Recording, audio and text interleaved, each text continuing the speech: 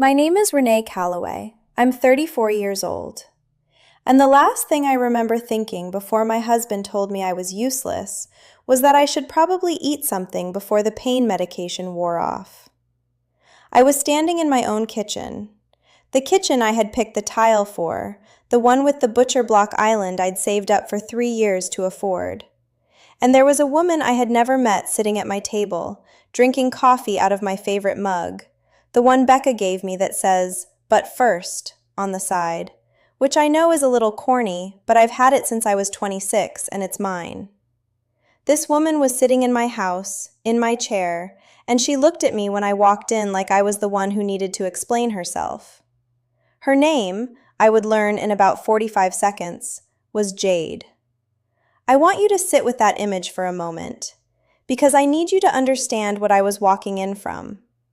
I had spent the previous 3 months recovering from surgery, not minor surgery, the kind where they take a piece of you out of your body and put it inside someone else.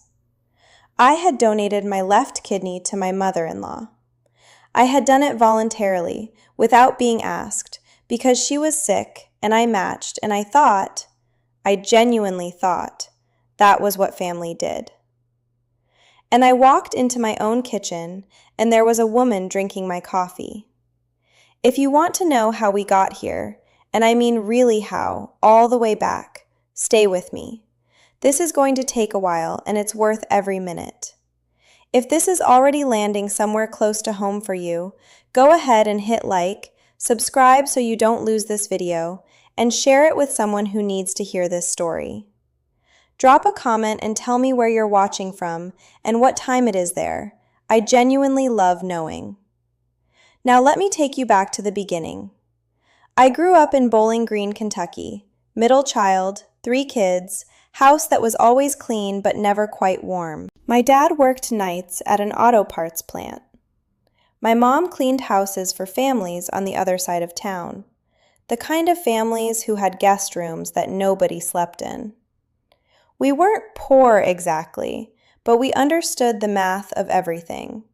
What things cost, what things were worth, what you could and could not afford to need. The way love worked in my house was simple. You earned it by being useful. Not loved first, then trusted with responsibility. Useful first, then acknowledged.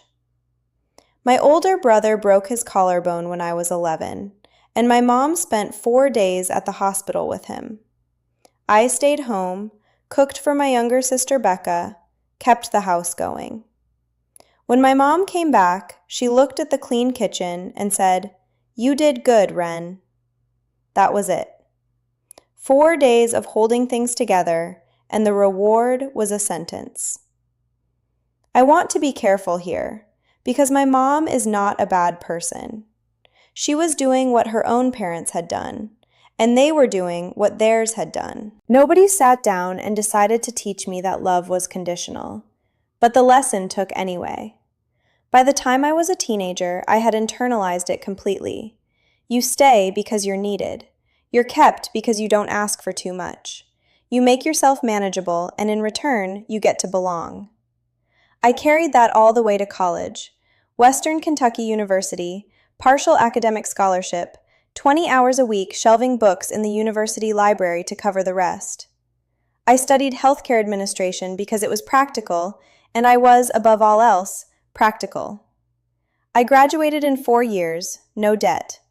I did not have a party. I did not have a family trip to celebrate.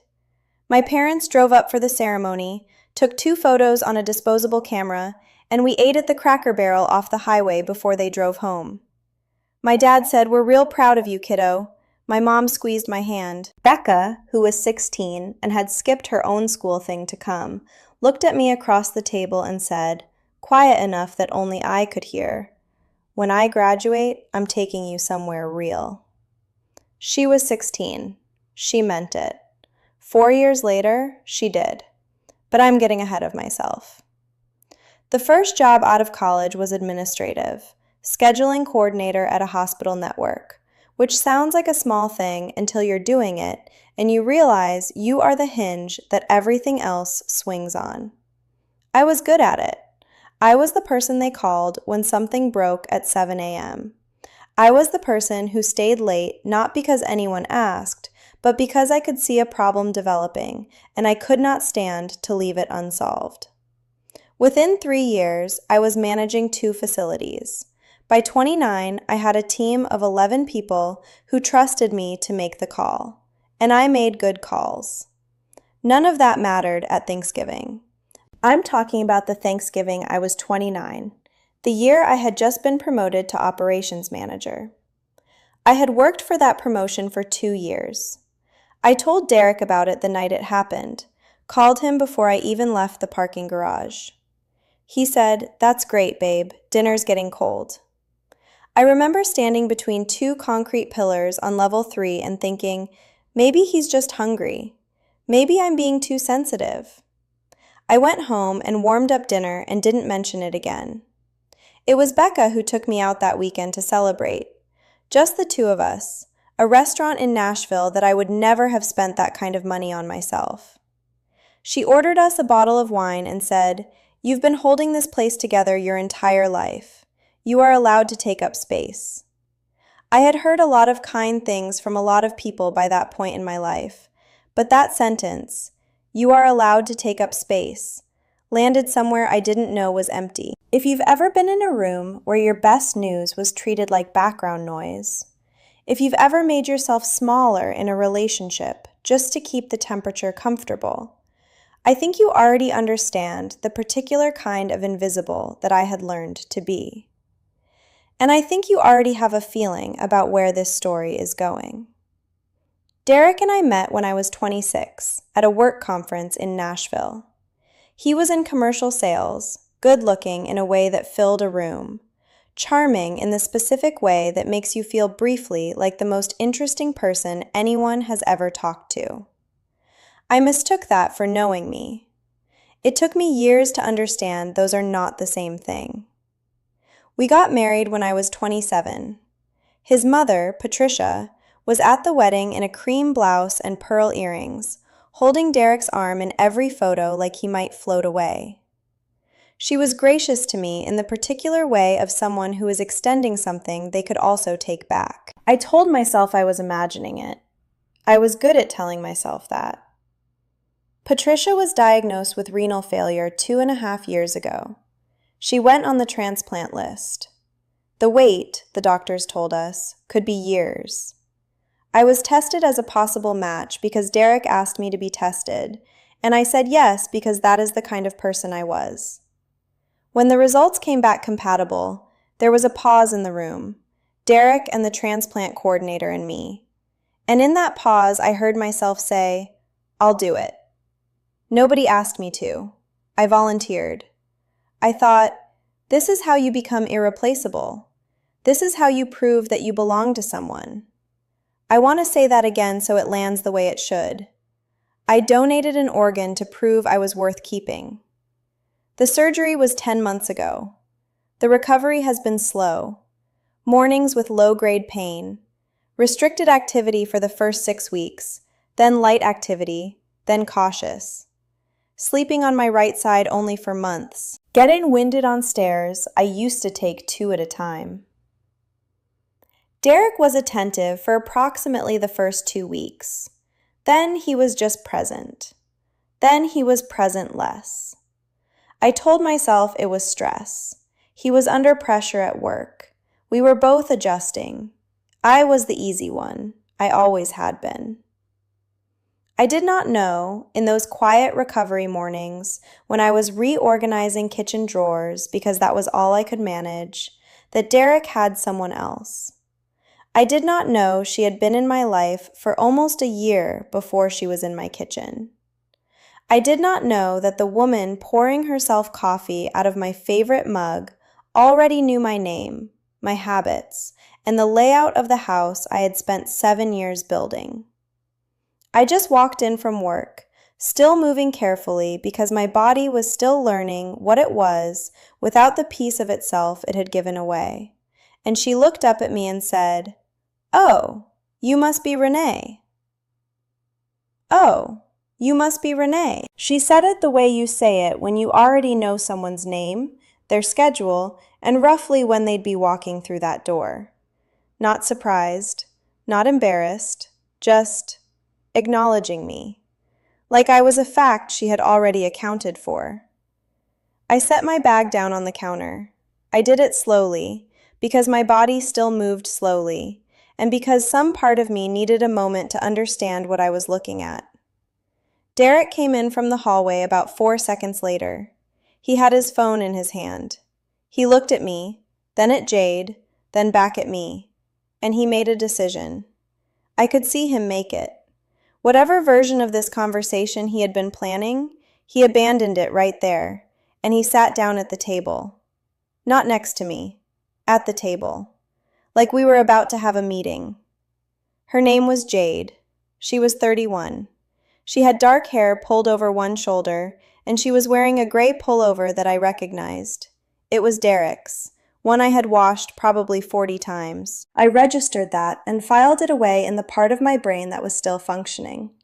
The rest of me was somewhere outside my body, looking down at the three of us in my kitchen, in my house, under the light fixture I had installed myself because Derek kept saying he'd get to it. Derek said he had been waiting for the right time.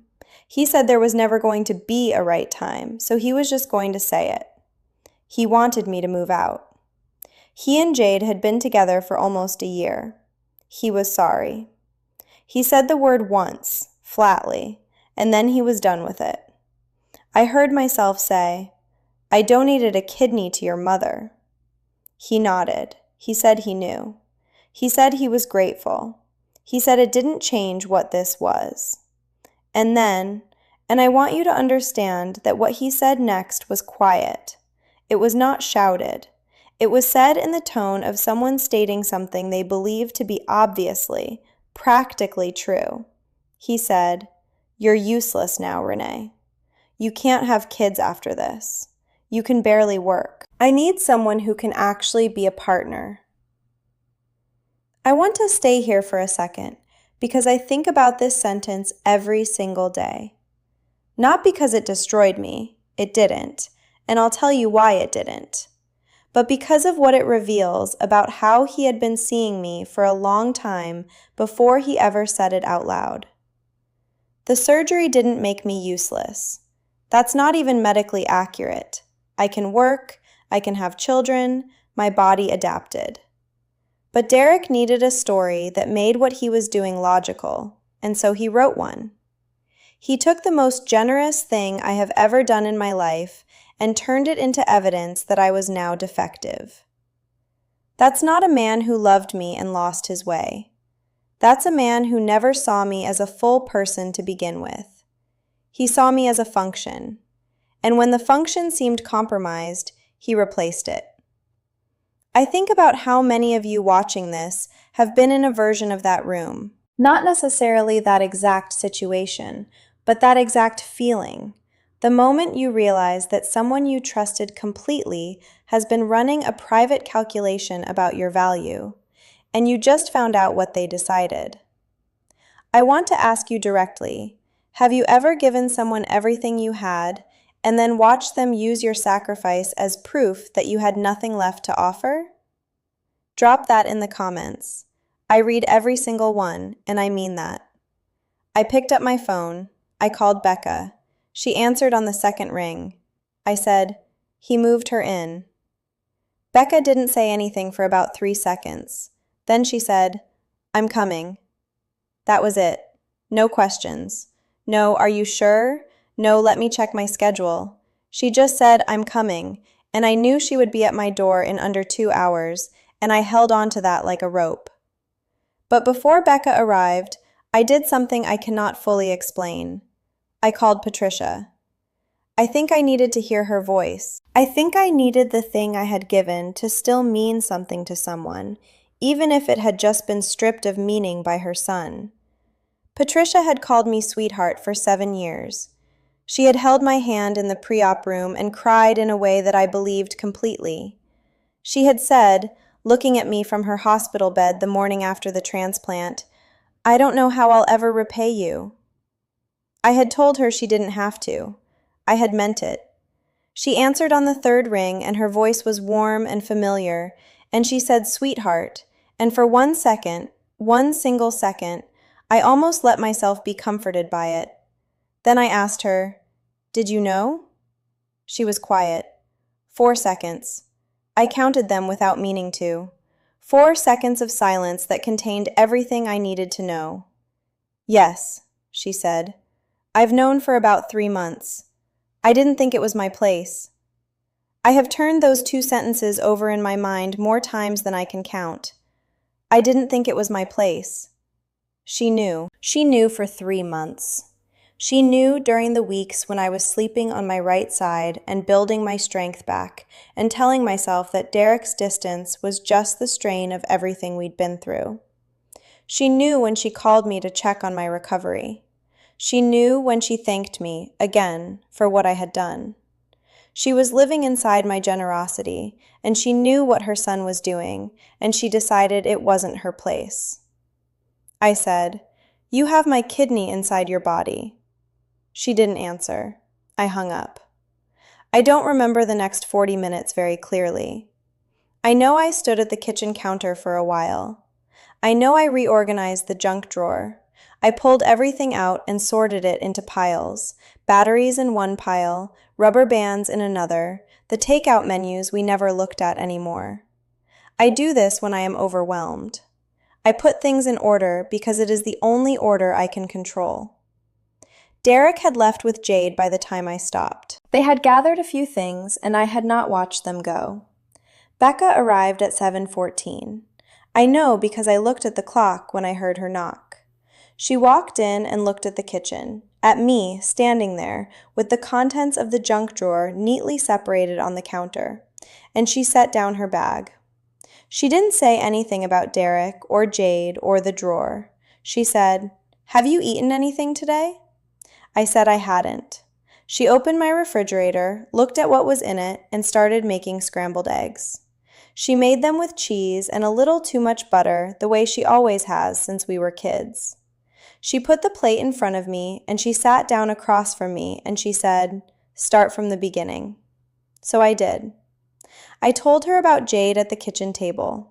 I told her about the meeting tone, the single sorry, the 30 seconds in which Derek dismantled 7 years. I told her what he had said, the exact words, "You're useless now." And I watched Becca's face go very still in the way it does when she is containing something large. She said, quietly, "He said that out loud." Not a question, a reckoning. I told her about Patricia, about the 4 seconds of silence, and I didn't think it was my place. Becca set down her fork. She pressed her hands flat on the table, both of them, palms down, which is the physical thing she does when she is choosing her words carefully so she doesn't say the first ones that come to mind.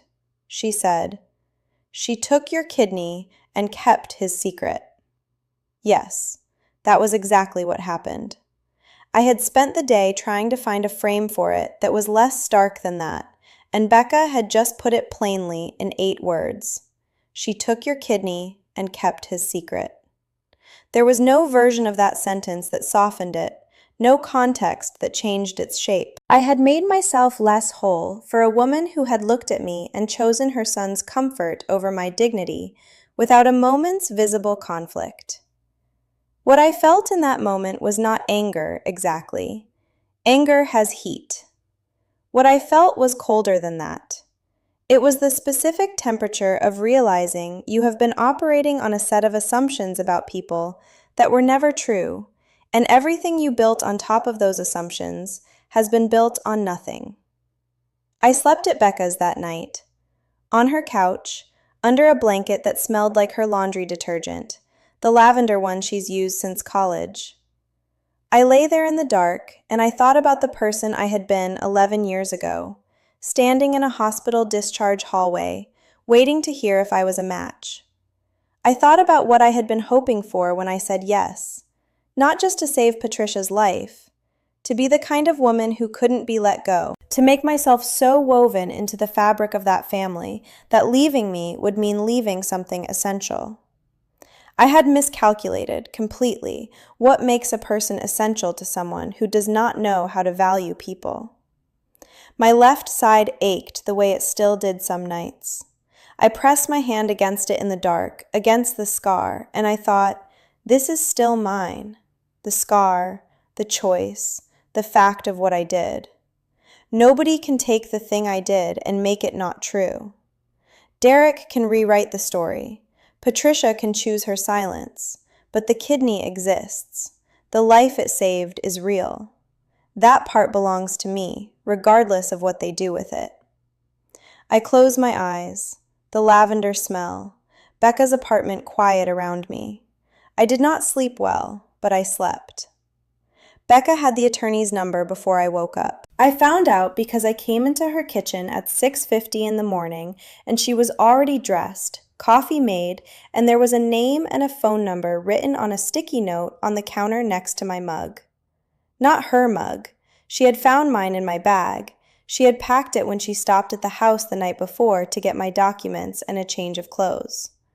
I hadn't asked her to do any of that. She just knew what I would need before I did. The attorney's name was Carol Simmons. Becca said she was good, that a colleague had used her 2 years ago, and that she was the kind of lawyer who did not waste your time on things that didn't matter.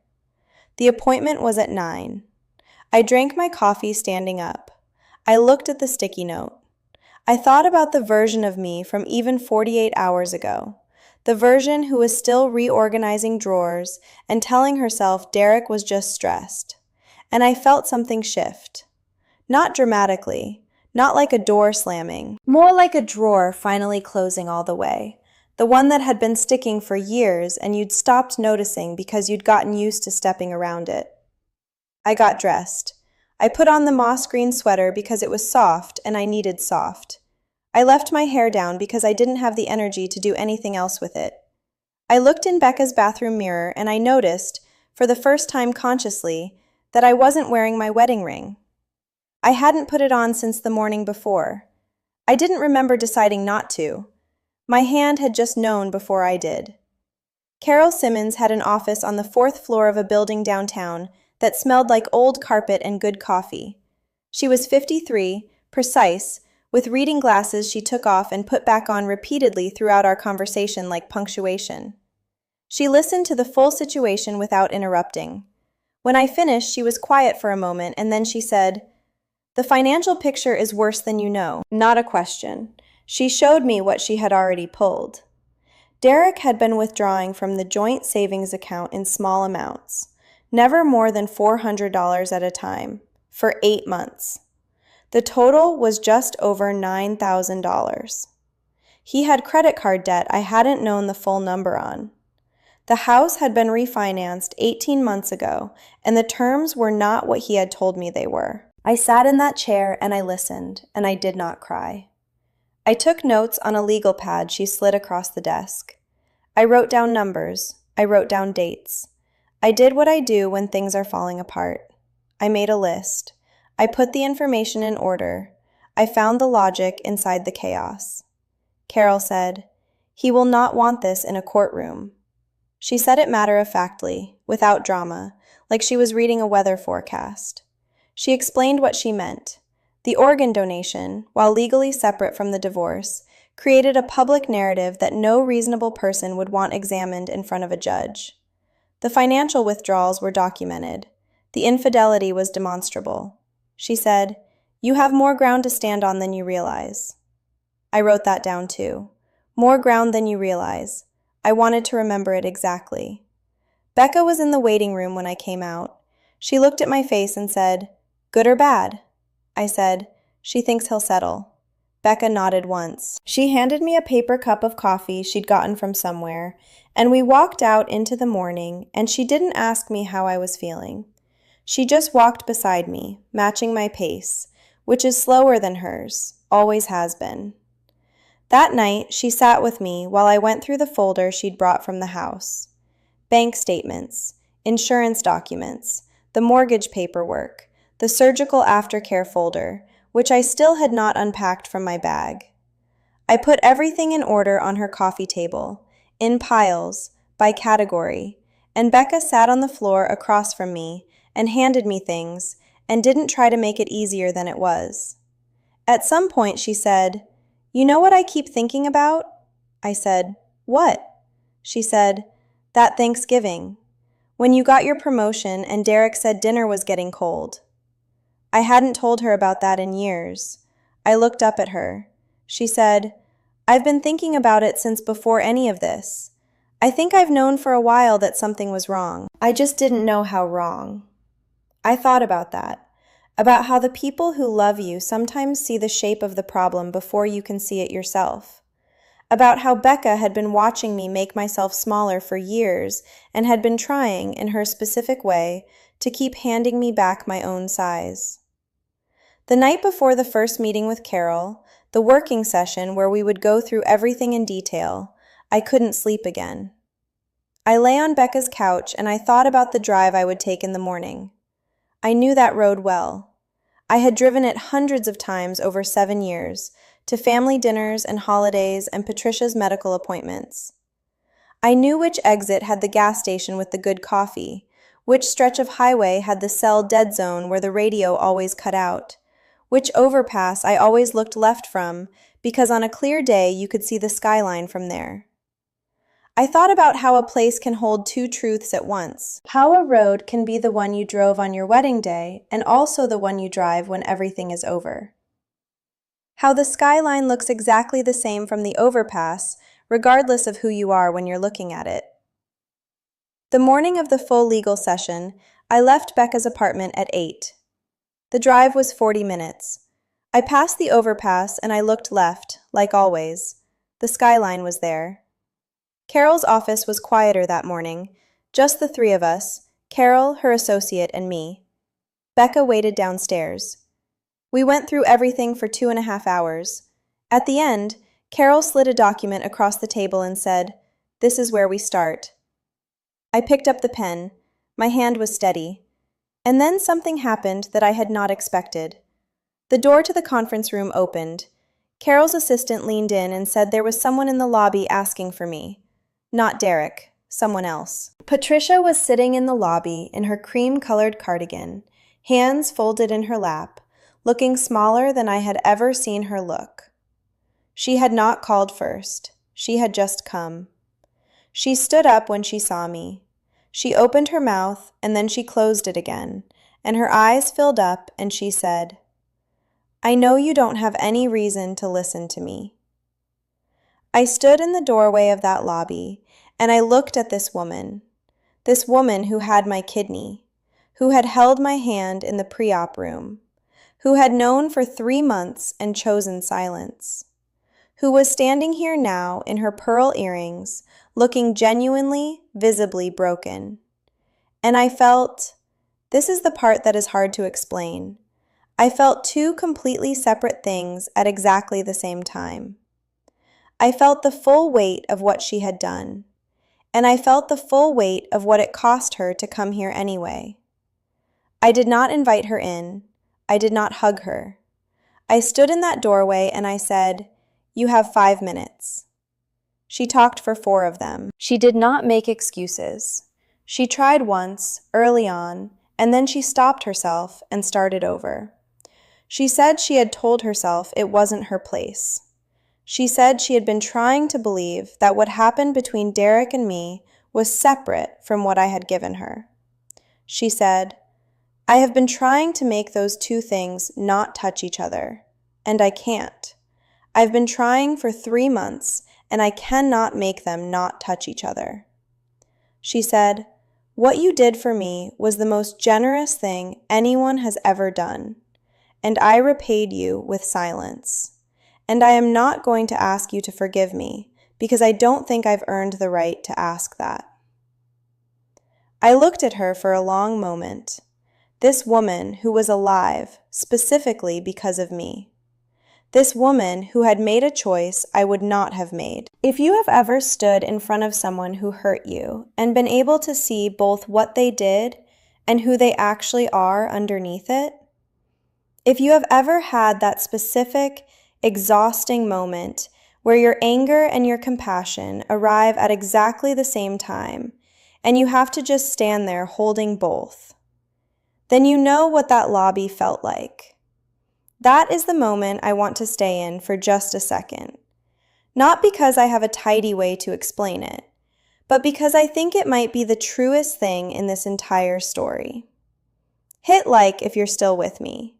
Subscribe so you don't miss what happens next. Because what I did in the next 30 seconds changed how I understood myself completely. I said to her, "I heard you." 2 words. Not "I forgive you." Not "it's okay." Just, "I heard you." Then I turned around and I walked back into the conference room, and I picked up the pen and I signed the document. I did not feel victorious. I felt the way the air feels after a storm, cleaner and very still and a little bit raw, like something has been stripped down to what it actually is. I sat in Carol's conference room after everyone else had gone, and I pressed my hand against my left side, against the scar. I thought about Patricia in the lobby, probably still sitting there, or maybe gone. I thought about Derek in the house I had tiled and furnished and kept in order for 7 years. I thought about what it costs to be the person who gives and gives and gives and never once asks whether the people receiving know what they have. I thought about Becca downstairs with her paper coffee cup, waiting, just waiting for as long as it took. I gathered my folder. I put on my coat. I walked to the elevator and I pressed the button for the lobby, and I watched the numbers count down, and I thought, I am going to be so different on the other side of this. Not harder, different. The elevator opened. Becca looked up. I said, "Let's go." Derek settled in 6 weeks. I did not find out through a dramatic phone call or a final confrontation. Carol sent me a message on a Tuesday afternoon while I was at my desk eating a sandwich, and it said, "He accepted the terms. Full agreement. Call me when you can." I read it twice. I set down the sandwich. I looked out the window at the parking lot below. Gray sky, a crow sitting on a light post doing nothing in particular, and I thought, okay. I called Carol on my lunch break, standing outside by the building's side entrance where people go to make private calls. She walked me through it. The house would be sold and the equity divided. The savings account, including what he had withdrawn, was accounted for in the settlement. He had not fought anything. Carol said he knew what a courtroom would look like. She said it without satisfaction, just as information. I appreciated that. I thanked her and hung up and stood outside for another few minutes. The crow was gone. The sky was doing what November skies do in Tennessee, just sitting there, low and even, not committing to anything. I called Becca. She answered mid-ring like she had been waiting. I said, "It's done." She exhaled, a long, slow breath, and then she said, "Okay, good. Are you okay?" And I said yes, which was true in the way that complicated things are sometimes true. Not happy exactly. Not relieved exactly, just resolved, like the last note of a song that has been a little too long, finally landing. I did not call Derek. I had nothing left to say to him that wouldn't cost me something I was no longer willing to spend. What happened to Derek after, I did not go looking for it. I heard things through the ordinary channels of a life that still had mutual geography. A colleague who had known us both mentioned, carefully, that he and Jade had moved into an apartment across town. Someone else mentioned, less carefully, that he had lost the sales manager position, something about expense report irregularities, which surprised nobody who had seen Carol's financial documentation. I heard these things, and I noted them the way you note weather in a city you used to live in. Relevant once, now just information. Patricia, I heard, was well. Her body had continued to accept the kidney without complication. I got this from her doctor's office. I was still technically listed as a related donor contact, And the nurse who called to update me sounded like she didn't know the full context, like she was just doing her job, and I let her. I said, "Thank you for letting me know, because I did want to know. Not for Derek's sake, or even Patricia's, but for mine. Because what I gave is still out there, still working, and that belongs to me in a way that nothing else about this situation does." There is something I want to say about consequences that I think gets misunderstood in stories like this. People want the ending where the person who hurt you suffers in proportion to what they did. And sometimes that happens, and sometimes it doesn't. And I have learned, slowly and not without effort, that neither outcome is actually the point. The point is not what happens to Derek. The point is what happens to me. The point is who I become when I stop organizing my entire life around the task of being needed by people who have decided what I am worth. I moved into an apartment in November. 3rd floor, south-facing windows, morning light that comes in at an angle and moves across the floor as the day goes on. I picked it because of the light. Not because it was practical, not because it was the best value per square foot, because of the light. That was new for me, choosing something purely because it made me feel something good. I brought almost nothing from the house: my clothes, my books, Becca's mug, the surgical aftercare folder, which I finally unpacked and put in the recycling because I didn't need it anymore. I put a small plant on the windowsill. I am not a plant person. I have killed 3 plants in my adult life through a combination of neglect and inconsistent watering. This plant is still alive. I consider that progress. About 3 weeks after I moved in, I got a letter in the mail, handwritten, on cream paper, in the careful cursive of someone who learned to write before everything became a keyboard. Patricia's return address in the top left corner. I set it on the kitchen counter, and I did not open it for 2 days. I want to be honest about why. It was not because I was afraid of what it said. It was because I was afraid of what I might feel. I had worked very hard in those weeks to get to a place of steadiness, and I did not fully trust myself not to be undone by something I wasn't ready for. So it sat on the counter, next to the plant, and I looked at it in the mornings while the coffee brewed. On the 3rd day, I opened it. She did not apologize the way people apologize when they want to be absolved. She did not ask for anything. She wrote that she had spent the weeks since the lobby trying to find a framework that would let her believe she had not done something deeply wrong, and that she had failed.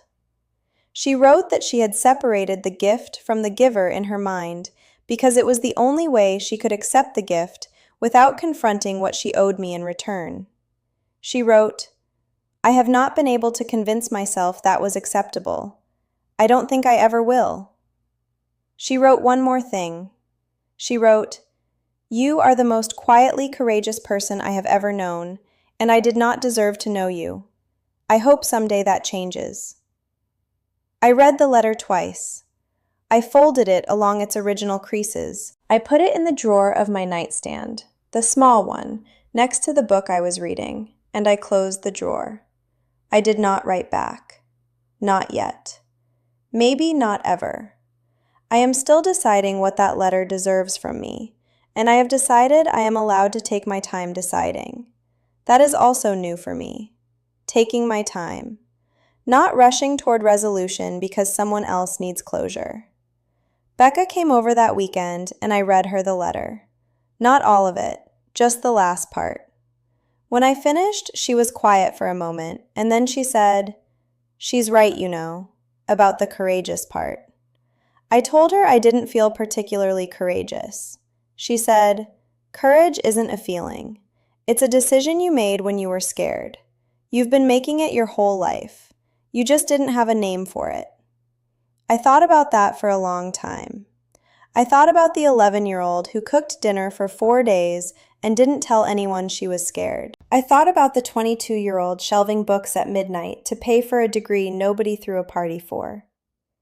I thought about the 33-year-old lying in a pre-op room, deciding that this was what family meant, that this was what she was willing to give, and meaning it completely. All of that was the same decision, made over and over again across 23 years. The decision to show up fully for the people in my life, regardless of whether they showed up that way for me. The thing I had to learn, the thing that cost me a marriage and a kidney and 2 years of careful, quiet grief, is that showing up fully for people is not the same as making yourself available to be spent. I know the difference now. I can feel it in my body, the same way I can feel the scar on my left side when the weather changes. It is part of me. It will always be there, but it does not define what I can do or who I am allowed to become. About a month ago, I was at work, back full-time, managing a staff meeting about a scheduling conflict between two departments that had been quietly hostile to each other for 6 months. I listened to both sides, asked 4 questions, proposed a solution, and watched both department heads agree to it. Afterward, one of my team members, a young woman named Priya, who has been with me for 2 years and who I think is going to be extraordinary, stopped me in the hallway and said, "How do you do that? How do you stay that calm?" I thought about it for a second. I said, "I've had a lot of practice knowing when the loudest thing in the room isn't the most important thing." She wrote it down in her notebook. I watched her do it, and I thought, that's mine. That is a thing I built. Derek didn't give it to me, and he couldn't take it away. Patricia's silence didn't diminish it. It is mine in the same irreducible way that what I gave is mine. The choice, the scar, the fact of it. My name is Renee Calloway. I'm 34 years old. I have 1 kidney and a south-facing apartment with morning light that moves across the floor. I have a sister who shows up before she's asked. I have a plant that is somehow still alive. I have a letter in my nightstand that I haven't answered yet and may not need to. I have a team of people at work who trust me to make the call, and I make good calls. I have the full, specific, undeniable knowledge that I am capable of a generosity that will outlast the people who did not know what to do with it. That is not a small thing to know about yourself. The drawer is closed. The light is good. I'm exactly where I'm supposed to be. Before I go, I want to ask you something. And I mean this genuinely, not as a script line, as a real question from someone who has spent a long time learning the answer. Have you ever given a piece of yourself, your time, your energy, your loyalty, or something even more literal than that, to someone who treated it like it was simply what you were supposed to do? And if you have, what was the moment you finally understood the difference between loving generously and making yourself available to be spent? Leave it in the comments. I read every single one, and I mean that more than I can say. If this story stayed with you, if any part of it felt like something you needed to hear today, hit like, subscribe so you don't miss the next one, and share it with someone who might need it. The people who are quietly holding everything together for everyone else deserve to know they are not alone. Take care of yourself. I'll see you in the next one.